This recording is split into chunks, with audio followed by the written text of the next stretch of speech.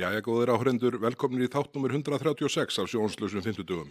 Við sitjum hér í hljóðverinu í Vonarstræti 12, ég og Sigmundur Davíð og ætlum að fara yfir það sem á daga okkar drifið hér í þinginu síðustu rúmu viku. Þetta nú búið að vera svona tímabil, svona svolitla svona, það eitthvað óöryggi yfir ríkisstjórninni. Já. Verðbólgu viðbrögðin sem að fjármálaráðherra kallaði nokkrum dögum fyrr að pissi í skóinn sinn. Það Jysk blaðamannafundur Kristrúnar Frostadóttur sem að myndi menn á þarna, hvað heita, Four Seasons Total Landscaping. Já, fundur út í Giuliani-forðum og fleira mætti telja. Það og síðan ekki að ganga vel hjá Þorgerði Katrínu með Evrópuhraðlistina sína og þessir þetta fólk í landskjörstjórn, það gerði nú ekki gott mót að hennar mati með umsögn sem þó lögbundin og allt mjög skýrt og eðlilegt sem það sett fram. Hvað Á hverju viltu byrja? Já, á hverju að byrja? Verður ekki að byrja á verðbólguviðbrögðunum, af því þau eru bæði svona nýtil komin og munu lifa stutt í tíma með upplegg ríkisstjórnarinnar. Já. Þetta var náttúrulega hálf kostulegt því að það var búið að láta okkur og landsmenn alla bíða lengi eftir viðbrögðum ríkisstjórnarinnar. Þú nefndir hérna í inngangi það hvernig fjármálaráðherrann skiptir forrit svona dag frá degi. Hann var nú lengi búinn að halda því fram að Fjármálaráðherrann þessi sami og sem fór þarna í Eurovision fyrir okkur? Það geti verið. Aðeins minni, en hann hefur ítrekkað sagt inn í þinginu, þetta er orðið sérstakt áhugamál hjá mér að spyrja hann reglulega viðbrögð við efnahagsástandinu. Segir alltaf að hann sé að fylgjast með og ef að tilefni verið til, þá mun hann bregðast við. Nú, svo afsakið þessu hósta. Nú svo koma tilefnin og verstu spár rætast, en það ekki brugðist við. En fljótlega, svona fyrir einhverjum misserum farið að vísa á annars vegar fjármálaáætlun og hins vegar hugsanleg viðbrögð eftir páska.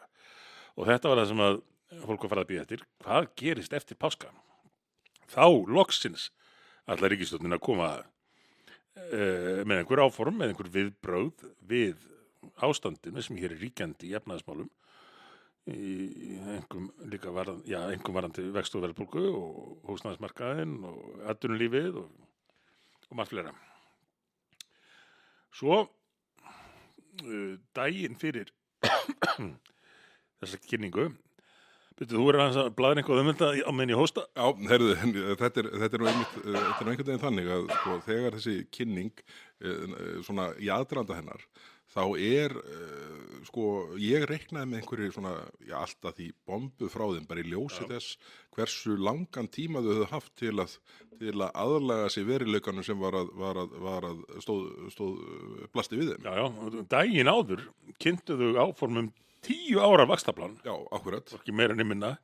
Sovétinu, þá reyndum við nú bara 5 ára plön, en þarna Sovét sinnum 2 er nýja planið. Já, þarna var ekkert verið að draga úr væntingum. Svo kemur þessi blaðamannafundur sem að hefði náttúrulega bara átt að vera tölvupóstur á fjölmiðla. Við ætlum að lækka virðisaukaskatt á eldsneyti í 4 mánuði. Því að hitt eins og það var kynnt var annars vegar bara, svo ætlum við að fylgjast með hvernig verðið þróast og svo má loftslags- og orkusjóður halda áfram að styrkja kaup á hleðslustöðvum. Gera það sem hann gerir hvort sem er. Já, búin að gera allavega í 8 ár. En þetta var sprengjan, rakettan sem flög nú ekki hátt og gott og vel, maður hugsaði smá skattalækkun á einu sviði í 4 mánuði, við þykjum það frekar en ekkert, en svo kom náttúrulega daginn að annars vegar þetta að því virðist bara tilraun til þess að svona setja puttan undir vogina fram yfir fram yfir ákvæði kjarasamninga, endurskoðunar ákvæði kjarasamninga. Akkurat. Og hins vegar sáu þau ástæðu til að lauma með, eins og svo oft gerist hjá þessari ríkisstjórn, og ég var líka ósáttur við síðustu ríkisstjórn með þetta, að menn kynna einhvað mál sem á að teljast gott mál og bæta svo inn í alls konar rugli. Og ef maður gagnrýnir ruglið, þá segir, hvað, ertu á móti málinu? Já. Nákvæmlega sá leikur sem við leikum núna, því að þau settu inn, hvorki meira né minna en sovést verðlagseftirlit, með refsi heimildum fyrir eftirlitsstofnun, samkeppniseftirlitið, og auk þess gæti ráðherrann sett hámarksverð. Já, þetta ég hreinlega trúði þess ekki þegar ég las þetta. Það var ég held að það hafi verið Sigríður Andersen, þingflokksformaðurinn okkar, sem að sendi skilaboð þess efnis að nú hafið þeir endanlega gengið að göflunum með vísan í hámarksverð og lögbinda heimil til að setja slíkt. Og ég held að Sigga hefði eitthvað mislesið eitthvað, en það var aldeilis ekki. Textin var eiginlega verri og skýrari heldur en ég hefði geta látið mér þetta til hugar. Já, látum vera þá að þau hafi vilja fylgjast með þróunni, og þá getur neytendur verið betur upplýstir hverjir væru að hækka umfram aðra. Já. Og við höfum sett þarna 15 milljónir í verðlagseftirlit ASÍ. Ég veit nú ekki alveg akkur þetta styrkja það sérstaklega. Þeir eru búin að vera með þetta verðlagseftirlit í einhver áratugi, held ég. Er verið að segja þessi ekki að sinna því með nægilega góðum hætti, ég veit það ekki. Allavega formaður ASÍ var svo glaður að fá þessar 15 milljónir að hann sagði að þetta myndi skipta svo miklu máli að þeir 3,5–4 milljarðar sem að virðisaukaskattslækkunin myndi kosta geti bliknað í samanburði. Það væri bara svona lítið atriði með við hvað þessar 15 milljónir til ASÍ gæti haft mikil áhrif. Þetta er auðvitað, og hvernig ætlar ASÍ að ráða fólki í þetta jobb? Það er 15 milljónir og þetta er 4 mánaða verkefni. Á að þetta stendur undir 10 mánuðum eitthvað svoleiðis. Þetta er 2,5 starfsmaður í 4 mánuði. Hvað er 2,5 að vera mónitora verð á dælunni? Það er ekki gott að segja. En allavega, enginn hefur neitt á móti því að það sé fylgst með samkeppni og verðlaginu, en að nota tækifæri til þess að innleiða svona, alltaf því gerraði, það er ískyggilegt, og þetta er framhald af því sem að þessi ríkisstjórn hefur stundað að búa sér til óvinni. Þorgerður Katrín var nú með sína eigin greining á því hvað populismi væri. Það var að þetta búa sér til óvinni og ráðast á það.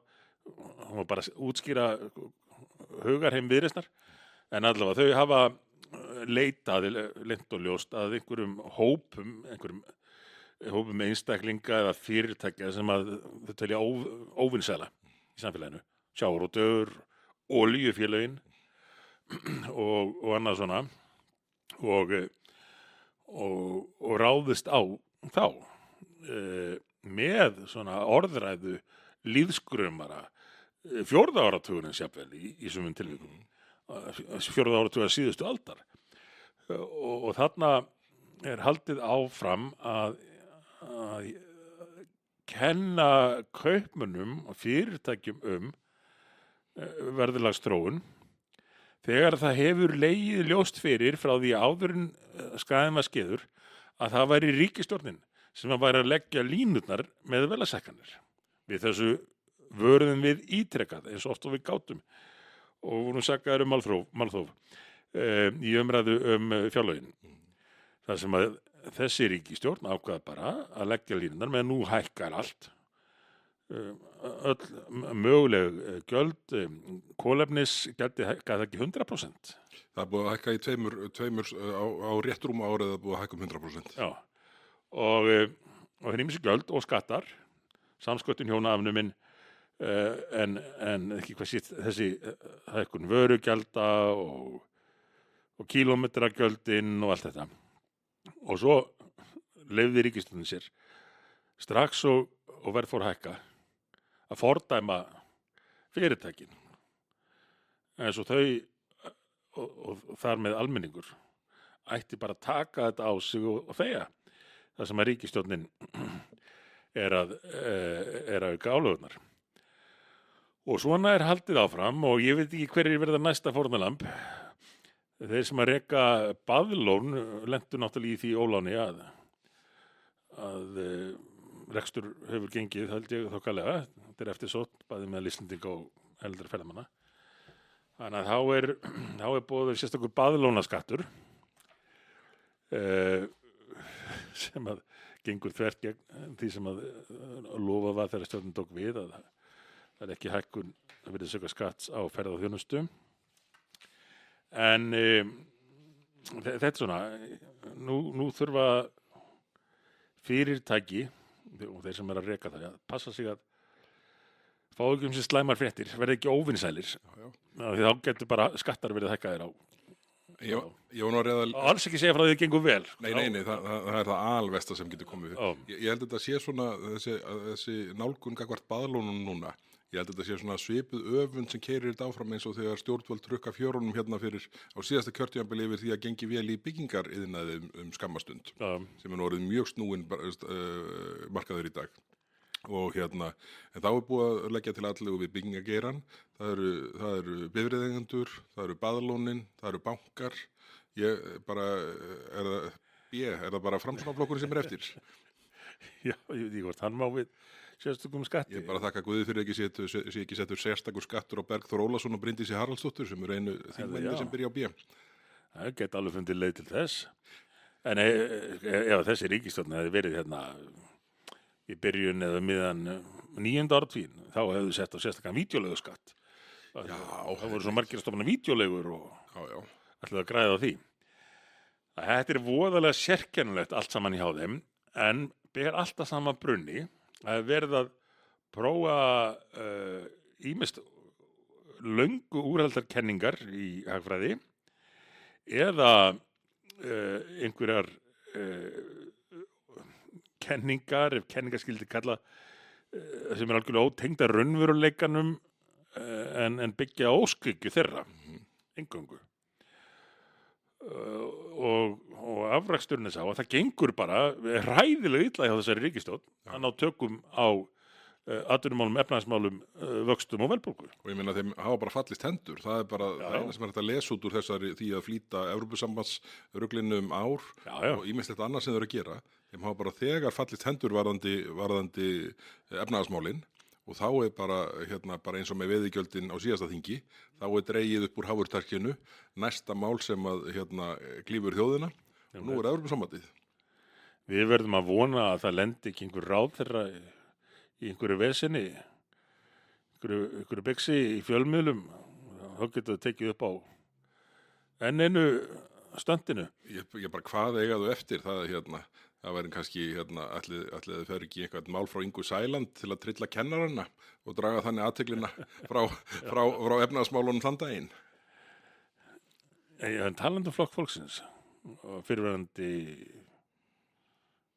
menntamálaráðherra, þeir eru nú nokkrir. Báða fyrirverandi menntamálaráðherra Flokks fólksins. Annars vegar Ásthildi Lóu sem að setjast af veiðigjöldin óbeint. Og svo er Guðmundur Ingi varaformaður fyrirverandi varaformaður Frjálslyndaflokksins. Genginn úr flokknum. Flokks fólksins, ekki Frjálslynda. Flokks fólksins, já. Þeir eru bara með fiskveiðistefnu Frjálslyndaflokksins og nokkra fyrirverandi félagsmenn. En þetta eru rísa tíðindu þetta, Guðmundur Ingi Kristinsson sem hefur verið svona svona traustasti fylgismaður Ingu Sælandi gegnum alla, síðan við komin á þing, að hann segir sig úr þingflokknum og flokknum og gerist þingmaður utan flokka og beri við trúnaðarbresti. Það getur ekki verið neitt annað en trúnaðarbrestur sem að Inga Sæland, þar sem Inga Sæland er á hinum endanum. Já, það verði sérkennilegt að segja þessi úr flokki vegna trúnaðarbrests við einhvern almennan flokksmann. Já, og hann lýsir því strax yfir að hann styðji ríkisstjórnina áfram, þannig að málefnalegur ágreiningur. Nei. Og manni þótti nú svona Inga hálf ámátleg í þessum viðtölum fáu sem að hún hefur veitt síðan þetta kemur upp. En það er náttúrulega fleira sem breytist með þessu, það er auðvitað talningin hér í þinginu. breytir dýnamíkinni. Nú breytir þetta dýnamíkinni, þetta veikir stöðu Flokks fólksins alveg verulega því að nú er hægt að henda þeim fyrir borð Já, og ef einhver stjórnarandstöðuflokkan er tilbúin að koma inn í samstarfi í staðinn og ég meina Framsókn dugar með sína 5 núna. já. Þannig að, Og formaður flokksins utan þings og já, akkurat. gæti kannski alveg hugsa sér að komast í hlýju ráðuneytis. Hvað er tímasetningin í þessu? Er hún ekki, Það er aldrei fyrir 29. ágúst Nei. ef þeim tekst að halda þess að þjóðaratkvæðagreiðslu þá. sammála því? Fáránlega er á stöðun en Já, en síðan er þingi kemur saman minni með 8. september. já, Þetta er þar á milli. Þetta er 30. ágúst til 7. september. Erum við ekki að spá ríkisráðsfundi á þessu tímabili? já, ég myndi nú ekki ganga svo langt að spá því en ég skal viðurkenna að það sé möguleiki. Já, ég gengst við því. Það er möguleiki sem var ekki á borðinu fyrir viku síðan. Framsóknarflokkurinn náttúrulega tók aftur upp sitt gamla óformlega kjörorð til í hvað sem er með hverjum sem er ef hún verður með og sérstaklega á það kannski við núna með formann utan þings að það væri svona aukin freisting skulum við segja Já, það blasir við. en spurningin er kannski frekar hvort að Kristrún láti einsmanns meirihluta nægja eða hvort reynt verði að ná með viðbót af Flokki fólksins. Ég myndi nú halda að það verið gerð atlaga að því Já, og þá er þetta orðið 33-30 í staðinn fyrir 32-31 en það er svo sem búið að sýna sko Viðreisn og Samfylking hafa svo sem sýnt það síðan í kosningum að þingmenn þeirra flokka eru til að kyngja í rauninni hverju sem er til að halda þessu saman. Við sjáum nú bara svona suma þessu málum frá Flokki fólksins. Já. Maður veit að það hefur ekki verið með svona léttleika í huga sem að sumir þingmanna Viðreisnar og Samfylkingar hafa greitt atkvæði með þeim. nei. Þannig að svona í því ljósi þá gæti Kristrún alveg tekið upp á því að sko taka sénsinn á einsmanns meirihluta samanborið við þessi linnulausu vandræði varðandi það að hafa Flokk fólksins þarna inni. Já. Í öllu falli þá hljóta menn að kunna að telja og það eitt og sér kannski styrkir veikir stöðu Flokks fólksins og styrkir stöðu Samfylkingarna kannski sérstaklega. Já. Ég hugsa að Viðreisn sé nú ekkert mikið að spekulir í neinu nema málum eina og vilji bara hafa frið til þess að fá að böðla því áfram. En ætli sko Ingu sé að svona þó að það séu orðnar líkur á því að Flokki fólksins verði sparkað út þarna í byrjun september, allavega möguleiki, þá skildi maður nú ætla að staða Ingu sem formanns eins stjórnarflokks styrkist töluvert mikið til skamstíma hvað það varðar að gera kröfur núna á vorþinginu.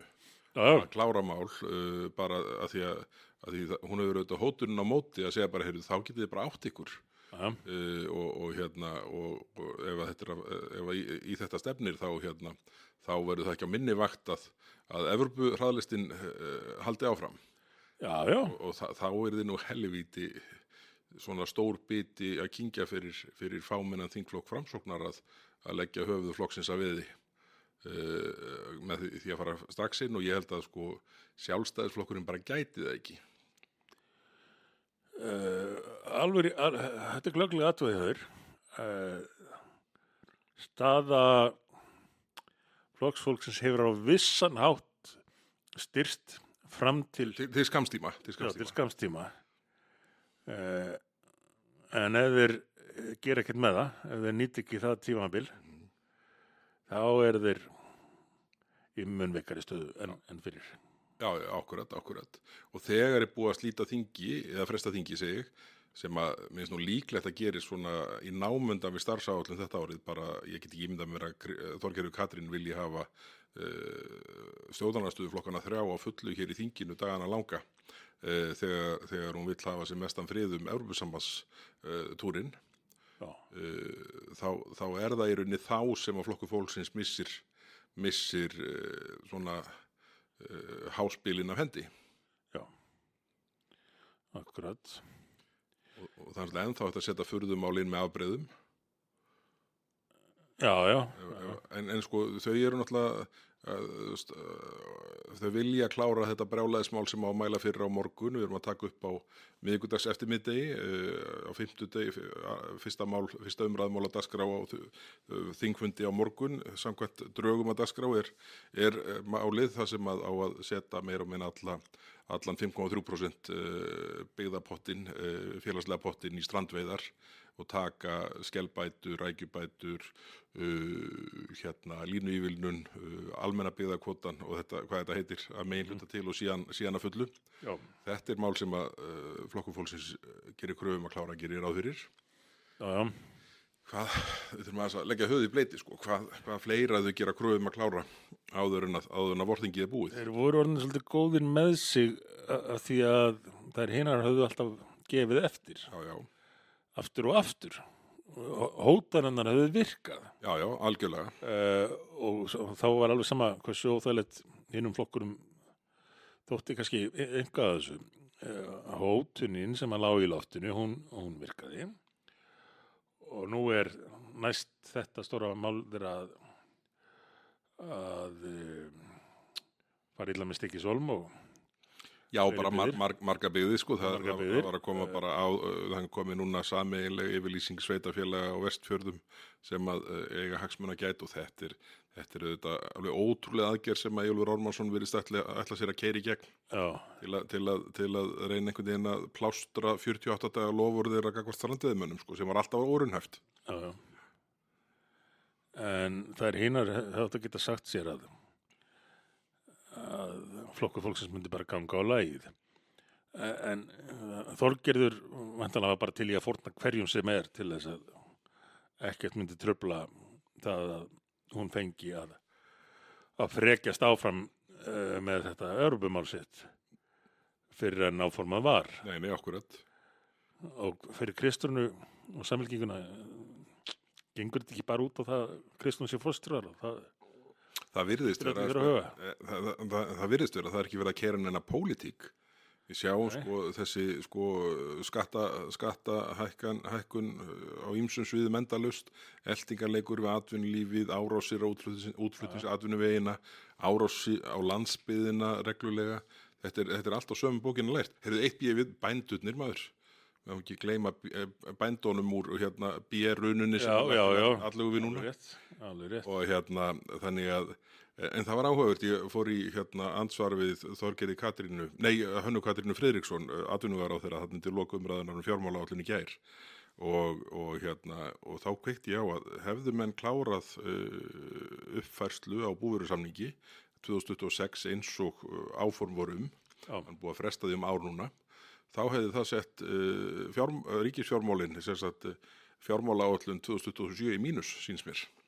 Já. Þannig að svo tæft stendur þetta að ríkisstjórnin treysti sér ekki til að semja við bændur af ótta við það að 27 fær á hliðina þá gagnvart þessum sýndamennsku milljarði sem á skilja afgang af 1615 eða hvað þeir eru nú. En kaldhærin er svo að ef það verður farið í aðlögnu Evrópusambandinu þá lendaðu megin við núliði. Já, það er engin afgangur. Það gerir strax þá, sko. En þetta er einhvern veginn, og þú veist, það virðist ekkert planverð í gangi. Það er ekkert, það er talað mikilvægi verðmætasköpunar, en svo er allt gert til að berja lappirnar undan verðmætaskapandi greinum. Og ferðaþjónustan enn og eitt og sjávarútvegur búinn, bændurnir eru látnir sitja í skammakróknum, orkuframleiðslan, hvað skattlagningu varðar, hún verður undirorpin meiri skattlagningu. Bankarnir, Þórður Snær Júlíusson, framkvæmdastjóri Þingflokks Samfylkingarinnar, tilkynnti 6 milljarða hækkun á bankaskatti. Þó að Daði Már Kristófersson hafi sagt að það veri einhverjum miskilningi byggt, það nú vant ef að efnahagsráðgjafinni talnablindur, en það væri nú ekki mesta vandamál Samfylkingarinnar nú stundir. En sko, þá enga síður, ég reynda að tósað upp úr Hönnu Katrínu í gær, hver bankaskatturinn ætti, hvaðu áformum að hækka hann mikið. Já. Því að það stendur ekki í fjármálaáætluninni, það er bara talað að hann skuli hækka. Og hún vék sér undan því, en þetta hlýtur auðvitað að hafa verið rætt í ríkisstjórninni, annað er óhugsandi. Og þetta er auðvitað sko eitthvað sem að lendir á bara heimilum á endanum sko. Það segir hérna sko hvað er þetta? En á meðan þú leitar að þessu. Hérna er það eina margþættum aðgerðum til að styrkja tekjugrunn ríkissjóðs felst í því að afla viðbótar skatttekna frá fyrirtækjum í fjármálageiranum. En fyrirtæki í þeim geira greiða sérstaka skatta sem leðir og skuldir laun og hagnað. Þetta er nú, sko, íslenski bankar er nú þegar, sko, undir hæstu skattlagningu sértæku nokkura nágrannar þjóðar okkar. Já. Þannig að allt endar þetta á kúnnanum. Það er nú bara þannig, sko. Já. Og síðan á að hækka fyrirtækjaskatta, þá að ná 1,7% af vergri landsframleiðslu af ökutækjaeigendum. Bara Guð forða okkur frá miklum hagvexti, sko, Já, segðu hérna Novo Nordisk söguna sem að þú veist með sem dæmi. Sko, það er bara þannig, ef að þetta er viðmiðið sem er alveg fáránlegt, 1,7% og þetta er rökstudd með því að þetta sé meðaltal árana 2010 til 2017. Hafi sko skatttekjur af akstri og ökutækjum verið 1,7%. Þannig að álagningin á ökutæki á að vera þeirra mati að minnstakosti ákveðin hlutfall af vergri landsframleiðslu. Og þetta hlutfall sem er reiknað út sko 2010 til 2017, þannig eru eftir hrunsárininni. Það sem sko öll skattlagning var úr hófi í hvað hlutfall var þar. Og þetta á núna að vera grundvöllur skattlagninga til framtíðar. Og þá er bara, segjum bara ef að Novo Nordisk sko myndi flytja til Íslands. Þá allt í einu þyrfti sko... Það hefði verið stofnað hér. Já, það hefði verið stofnað hér. Þá eru bara sko ökutækjaeigendur á Íslandi að borga sko 1,7% af veltu þeirra aukalegi skatt á ári. Þetta er svona þvælunálgun. Algjörlega. Og ég held að þau séu nú algjörlega búin að missa höfuði varðandi sko áformum skattlagningu og akstri og ökutækjum sko með öllum veggjalda, flýtigjalda og þessum gjöldum sko. Og svo á enn að lækka endurgreiðslu hlutfall vegna vinnu við íbúðarhúsnæði sem nú er 35%, var lengst 60%, var fært upp í 100% mjög tímabundið sem sko svona stuðningsaðgerði gegnum COVID, fært aftur niður 60 og síðan 35 og nú bara allir sigla ekki í 0. Þetta var það besta sem að fyrsta vinstri stjórnin gerði, svona á sínum fórsöndum, það var þessi endurgreiðsla virðisaukaskatts til þess að stuðla. Það er lengri saga varðandi endurgreiðslu á byggingarstað. Það sem vinstri stjórnin kom með voru allir vinnaverkefni, það sem þetta var útfært á bifreiðaverkstæði og viðhaldsverkefni og þar höfum til gotum. Þannig að, en þetta er þannig að sko skattasíkin, hún virðist engan enda eftir að taka og svo ætlaði þeir að vaða í einyrkjana og þvinga þá til að auka skattgreiðslu sínar í gegnum viðmiðunarreglur reiknulaun í atvinnu. Það er EHF-gatið. Ætli það sé ekki EHF-gatið, það er nú svona kostur. Svo er búið að finna nýtt gatt, hleðslugatið. Hleðslugatið, Jeremías. Þetta er auðvitað, ef þetta væri ekki svona galið þá væri hægt að hlæja þessu. En það sé allt í einu orðið til eitthvað hleðslugatt. Það væri nú svona kannski mikilvægt bara upp á sálartettur landsmanna að gera að bara stoppa upp í gatið á þeim sko. Það væri til bóta en sko það var eitthvað eitt svona orðskrípi í viðbót, einn orðaleppur. Þetta kom með. Það var eitthvað var það ekki eitthvað vor? Við erum að horfa á. Býtum við, hvað hitt aftur? Sko, verðlækkunar vor. Verðlækkunar vor, já. Bara... og þá veit maður þetta fyrir illa. Það er bara, hvað gæti klikkað? Verðum þetta skuppur hann haustið. Ég veit það, þetta er ekki hægt. Þetta er sko fullorðið fólk sem gefur kost á sér til starfa í stjórnmálum og þykist vera með allt á hreinu og svo bara klúðra þau öllu. Þau bara klúðra öllu og eru síðan í einhverjum svona sjálfpeppleik sem að sko nú eru flokkarnir sínir sem hættir að taka þátt í því svona sín á milli sko, þannig að nú eru menn innan hver stjórnarflokks að peppa hvert annað áfram, en þetta er einhvern veginn svona, þetta ber allt svona einhvern veginn dauðan í sér, þessi ára sem yfir þeim nú stundir. Það bara, það gengur illa, þau eru búin að þeim hafa fallist hendur varandi efnahagsmálin, þá að leysa það með Evrópusambands aðildar ruglinu. Þetta er svona aldrei eins og sko, hjón sem að eiga 2 börn og það gengur illa og þau alltaf aðtóa hvort að 3. barni bjargi ekki hjónaband. Það gerir það nú sjaldnast. Og Samfylkingin til að forna öllu til þess að fá að hafa forsætisráðuneytið og ætlar greinilega að nýta sér það umfram það sem að kannski hefur talist eðlilegt áður eins og þarna á Total Landscaping fundunum. Fyrir Róman Jisk, já, akkurat. Og þú spurðir nú, hvað var það, Ingu Sæland? Þorgerði Katrínu. Þú spurði Þorgerði og einhver annar spurði Ingu hvort að þetta væri gert með vilja og vitneskju. Fór ekki Guðrún Hafsteinsdóttir í Ingu, minnið það? Jú, Guðrún Hafsteinsdóttir, já, hún gerði það. Þarna var sem sagt forsætisráðherrann að lofa hinn á þessu fyrir hönd ríkisins eða eftir atvikum sveitarfélagana en hún getur svo sem ekki lofað miklu fyrir hönd sveitarfélagana en hún var að lofa mjög miklu fyrir hönd ríkisins í þágu eins flokks Samfylkingarinnar í kosningabaráttu. Og þau bara sögða, þetta er útspil Samfylkingarinnar í sveitarstjórnarkosningunum. Akkurat, útspil, nota það. Þetta er gimmickið okkar í sveitarstjórnarkosningum. Það er hér þetta að forsætisráðherra lofar, hvað voru menn búin að regna, 14-15 milljörðum ári ef við kjósið okkar fólk í sveitarstjórnum. Dýrverður Pétur allur. Já, heldur Pétur. En þau voru nú bara, þær voru nú bara nokkuð afdráttarlausar með það að þetta væri gert án þeirra samþykkis.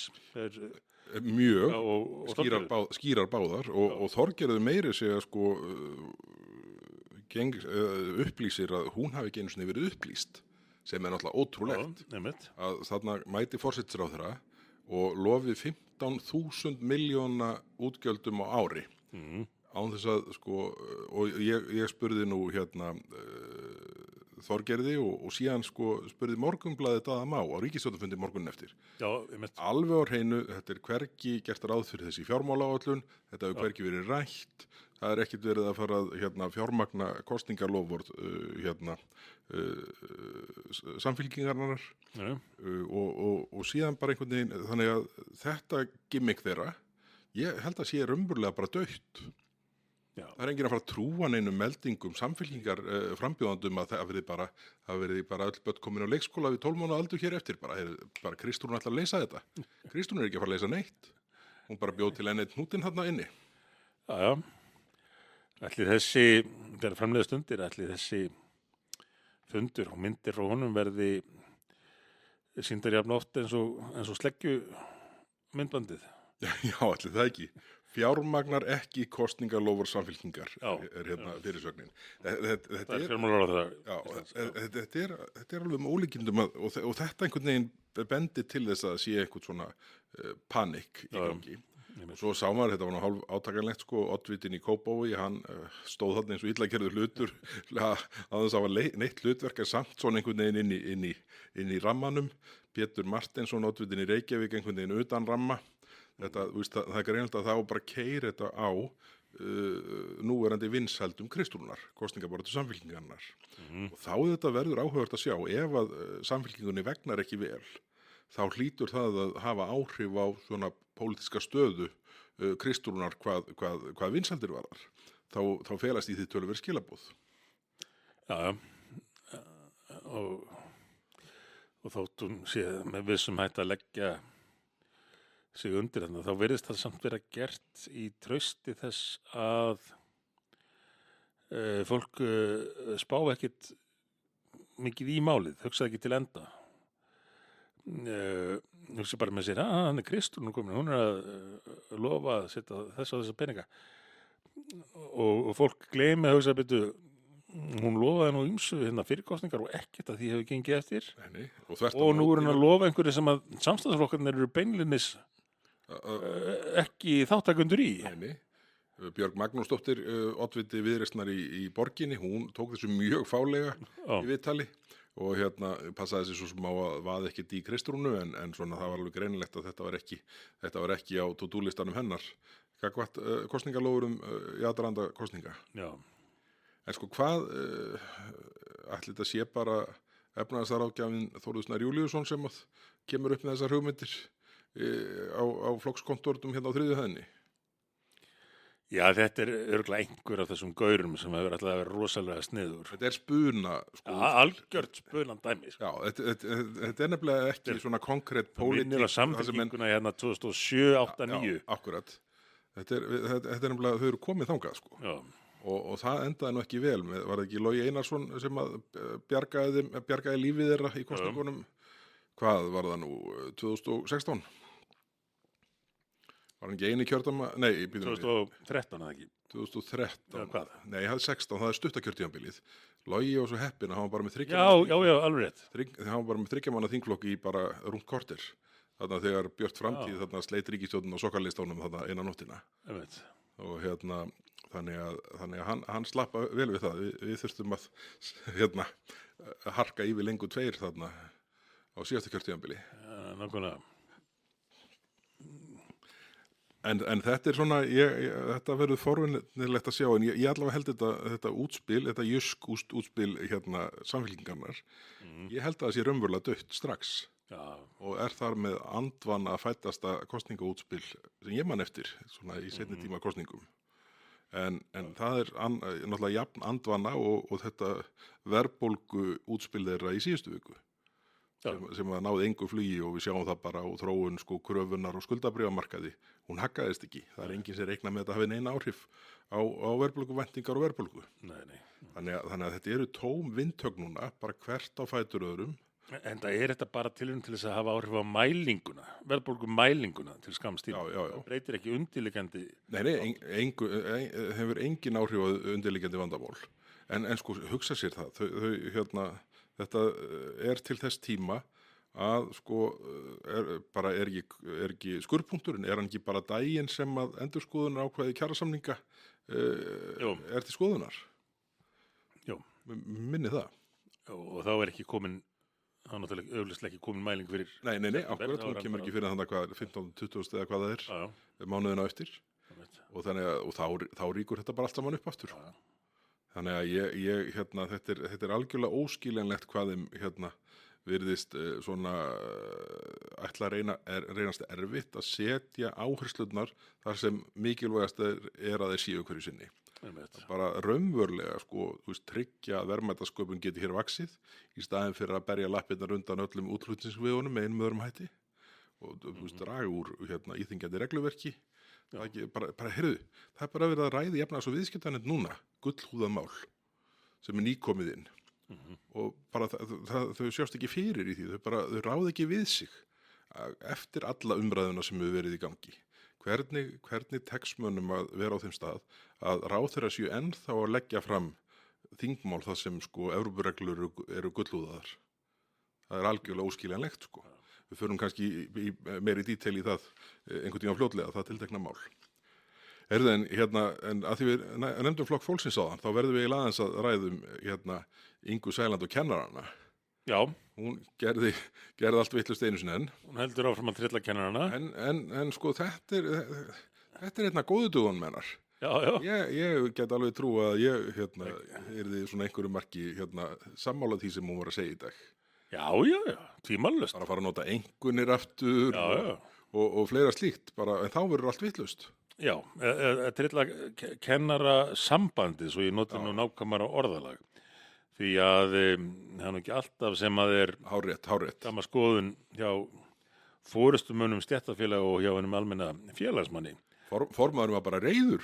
Já, hann bara mjög reiður og það bara lappaði fólk út. Já, af því. Hundi ræður á þeirra. Inga Sæland leyfði sér að nefna þá augljósu staðreynd. Það sem næstu því allir er að hugsa. Já, að nú verður þetta fyrirkomulag bara einhver della sem að engi skilur og virkar ekki neitt.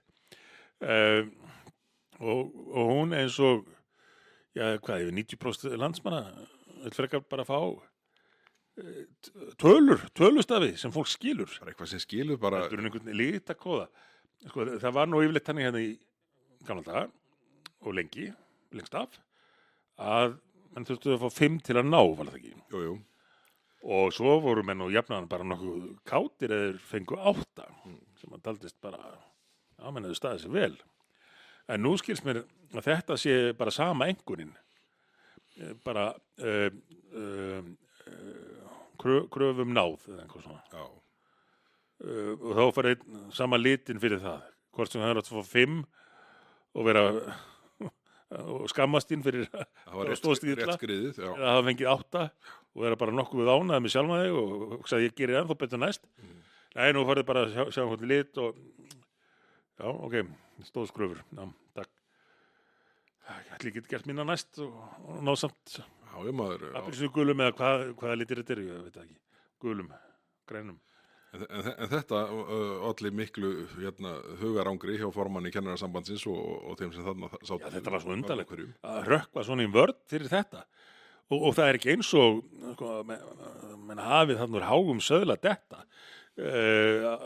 Árangurinn af þessari nýju stefnu allri, hann er nú ekki til að rópa húrra fyrir, Nei, spurðu PISA. nákvæmlega. En að okkur hefur tekist það hérna á Íslandi að vera með dýrustu grunnskóla í heimi, að mér skilst, Já, já, og einn allra lakasta árangur í Evrópu. já, já.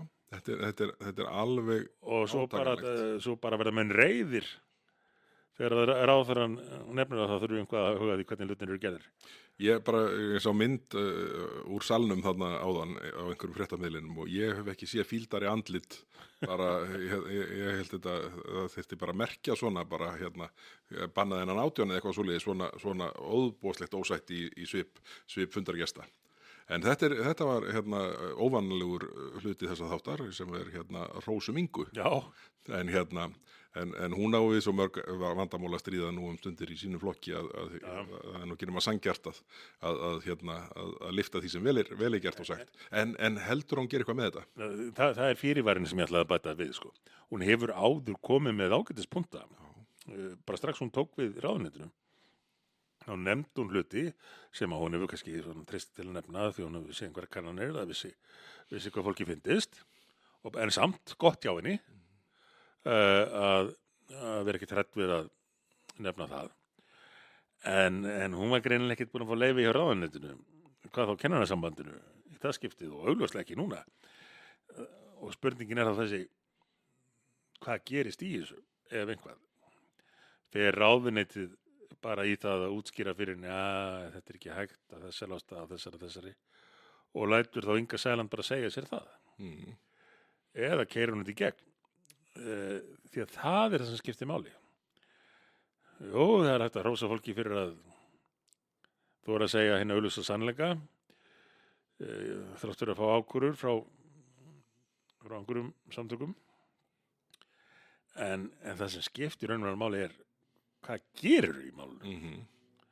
Og hefurðu bæði afl og kunnáttu til þess að fara í gegnum hindranirnar sem að mæta ef þú ætlar að takast á við kerfið. En ætli þetta sé í raun flókið. Þetta er væntanlega námskrárbreyting og það þarf ekki að fara í gegnum þingið. Ráðherra bara... Sko, það er náttúrulega bara þingri en tánum taki að til því sem ég kemst næst þá er ennþá í gildi aðalnámskrá Katrínar Jakobsdóttur frá því hún var menntamálaráðherra gamla daga. Það var kannski verið að gera einhverja breytingar á henni en mér minnir að aðalnámskrá grunnskólana sé ennþá frá vinstri stjórninni svakalegu fyrstu og Í þeirri talningu þá erum við að tala þá er núverandi vinstri stjórn sú þriðja. Já. Ríkisstjórn Jóhönnu og Steingríms er fyrsta. Já. Ríkisstjórn Katrínar, Bjarna og Sigur Ringa er vinstri stjórn númer 2 og síðan er núverandi ríkisstjórn vinstri stjórn númer 3. Já, akkurat. En ég hvet fólk nú til að lesa eða svona glugga í, það er nú ekki að lesa þetta spjaldan á milli, glugga í aðalnámskrána. Þetta er svo crazy margt að þessu og hefur svo lítið með menntun barna að gera, meira svona einrætingu af svona samfélagsverkfræðir að stundu kalla, minnst ekki nógu góð þýðing, en einhverju svona tilraunir ríkisins til þess að ala upp næstu kynslóð í anda vóksins í þessu tilviki. Svona forsjárhyggju áherslur algjörar. Já, Akkurat. Við þyrftum nú einhvern tímann að bara taka sessjón já, taka upp eitt þátt sem tæki á námskránni. já. Svona svipaðan og þegar við fórum yfir 150 atriða aðgerðar Og loftslagsmálum. í loftslagsmálum. Guðlaug Þór Þórðarson er umhverfisráðherra. Ég held að hann vilja ekki að við nefnum þetta. Nei, Hann er komið með svona valkvætt minnisleysi, amnesia, feril sinn í umhverfisráðuneytinu. Þetta var alveg rosalegt plagg og þátturinn hann endaði held ég hátt í 3 tíma langur. Þetta klippa hann í tvennt til að koma á interneti, það var orðið fullt og þetta er með mest hlustuðu þáttum held ég frá því við fórum að stað fyrir 136 þáttum síðan þannig að það var sko ekki fráhrindandi að sjá fyrir sér 3 tíma vegg af umfjöllunum þetta. Svo vorum við í gegnum einhverja klámbókunum, var það ekki? Jú, það var Erfið reynsla? Já, það er eitt sem ég þekki sem að ein setningi sem ég las upp sá bjóð til hringitón úr því. Það er, ég vona hans ég alltaf með síman á silent. En þetta er svona þetta er svona það er allt leikjandi bras hjá þeim núna. Já. Og en nú styttist í að sveitarstjórnarkosningarnar og núna eru 2 vikur þangað til þingi fyrir hlé. Já. Það á allavega byggðakvótamálið verður rætt á morgun og það verður væntanlega tekur nokkra daga og svo setur það allt í keng eftir sveitarstjórnarhléið þar sem þarf síðan að ræða fjármálaáætlun, annarri umræðu, samgönguáætlun, ESB-málið og fleira. Já. Þetta verður eitthvað skrautlegt þarna eftir 18. maí. Það er óhjákvæmilegt og þau eru greinilega, þegar einhver orðin stressuð yfir þessu, ég sé það að í utanríkismálanefnd virðist nú bara eiga að böðla þessu Evrópusambandsmáli í gegn. Fremur endilega að taka mikið mark á eða gefa fólki mikið tíma sem er að koma að tjá sig um þetta. En byrju, samt er verið að tína til unga viðreisnarmenn sem í gestakomum, einhverja kontorist úr utanríkisráðuneytinu sem er, er sem sagt Pavel þá sem formaður nefndarinnar að fylla á með einhverjum jáurum. Já, þeir virðast vera settir hérna með allavega. Sástur, vantarlega ekki búin að ná að kíkja á umsögn ungra viðreisnarmanna þetta frumvarp. Nei, ekki áhuginn hefur ekki lagst yfir. Það tekur ekki langa tíma að lesa. Þetta eru risastóri stafir. Já, PLS. Já, please. Nei, er það umsögn til Alþingis? Já, PLZ. Eða já, takk, PLZ, annarkvort. Og til að fylgja þessar umsögn eftir þá komið þeir fyrir nefndina. Auðvitað. Nei, þetta er en það er mjög erfitt fyrir formann nefndarinnar að ætla síðan að íta á eftir og hraða öðrum í gegn. Þetta er svona leikrit. En þetta eru það er víst að það gengur allt út á þetta. En ég er einhvern veginn hef trú á því að innst inni þá langi Kristur nú í nei ágúst. Ég held bara að hennar pólitíski ferill eigi svo mikið undir því að hann verði ekki undirorpinn því að eiga við þetta mál allan sinn ferill. Ef það væri já í þessari atkvæðagreiðslu í ágúst, þá er bara Þorgerður Katrín búin að taka völdin í samfélaginu þar sem eftir þessu kjörtímabili. Já, það blasir við. Ef það er nei, þá er Kristrún búin að endurheimta völdin. Já. Og getur farið að leggja línunar og vinnað sínum. sem Hugðarefni. þarf að gerast, því að ég held að sko það er stórir hópar þarna úti sem að hugnaðist vel það sem Kristrún talaði fyrir kosningar, sem hefur síðan ekki gengið eftir, en þetta er auðvitað sá á völuna sá á kvöluna sem á völuna og Og Kristrún. hún er ekkert að fara að innleiða hennar sko, samfélagsbreytingar hérna ef að við erum lent í viðjum aðlögunarferðlis. Nei. Það eru öll ráðuneytin og þetta er ekki getgátur, menn við veitum hvernig þetta gengur fyrir Suðurlöndum, en þekkir reynsluna héðan. Þá eru öll ráðuneytin undirlögð í þessu við það að byrja aðlögunina. Frumvarp ríkisstjórnarinnar snúa að því að aðlagast, mannaráðningar snúa að því, nýjar stofnanir snúa að því. Þú ferð ekki á sama tíma í einhverjar hliðaraðgerðir á eigin forsendum. Nei. Stjórnvöld. Það er nú málið. En þetta eru spennandi dagar og vikur framundan og er ekki svo er nú farið að ég held að ég opna kosningaskrifstofu okkar í Reykjavík næsta laugardag. Já. Hvetjum alla til að mæta þar. Endilega. Hún er í gamla Landsvirkjunarhúsinu. Er ég ekki að muna það rétt? Já. Já. Ég man nú ekki heimilisfangið þar, ekki Háalitsbraut eitthvað. Já, hvað heitir eftir verslunarmiðstöðin? Er þetta ekki Austurver? Er ekki Austurver. Austurver, Suðurver. Þetta nú að muna þegar maður kom svo ofta að þessi krakki. Er Er þetta ekki bara Austurver? Jó. Æja, fólk veit alveg hvað við erum. Já, gamla Landsvirkjunarhúsið. Já, rétt hjá efstaleitinu og... Já, nákvæmlega. Þar verður opnu kosningarskrifstofu á laugardaginn, þannig að við hvetjum alla til að mæta þar og taka þátt og vera með okkur í þessu mikla svingi sem að, við glemdu nú, við megum ekki, Miðflokkurinn skilaði inn framboðum í 18 sveitarfélögum. Já, heyrðu, já. Hvorki meira niður minna. Hún er eins gott, við hefum fengið skammir í hattinn fyrir að nú heyra áhörundu hversu lítið þetta er skipulagt. Að 18 framboð í 18 sveitarfélögum og svo erum við með í svona sameiginlegum framboðum á nokkrum stöðum. Þetta er alveg stórkostlegt. Það eru sem sagt, ætli það sé ekki, ég er nú ekki búin að telja, en ætli þetta sé ekki, pluss mínus 300 einstaklingar á listum miðflokksins til sveitarstjórnarkosninga. Það er stórkostlegur Já, hópur. þú segir nokkuð, jú, ég myndi halda það. Þetta er vösksveit manna og kvenna.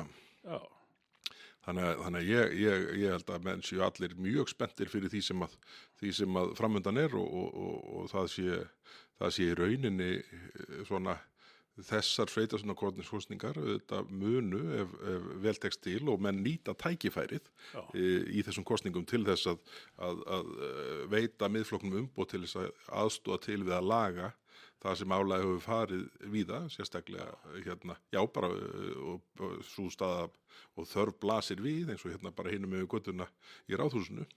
Þannig að þetta verður spennandi þessi mánuður fram að kosningum. sannlega. Það er opnun í Reykjanesbæ á föstudagskvöldið. Ok. Ég verð þar. Já, ég held að þeir hafi einsett sér að verða fyrstir. Þeir eru búin að tryggja sér húsnæði fyrir all nokkru síðan. Og svo er það Austurver á laugardaginn. Já. Klukkan, sagðirðu klukkan hvað? Ég var ekki með það hérna. Nei, ok. Þetta er örugglega á heimasíðinu og Facebook síðinu og svona. Já. Finnum út af því.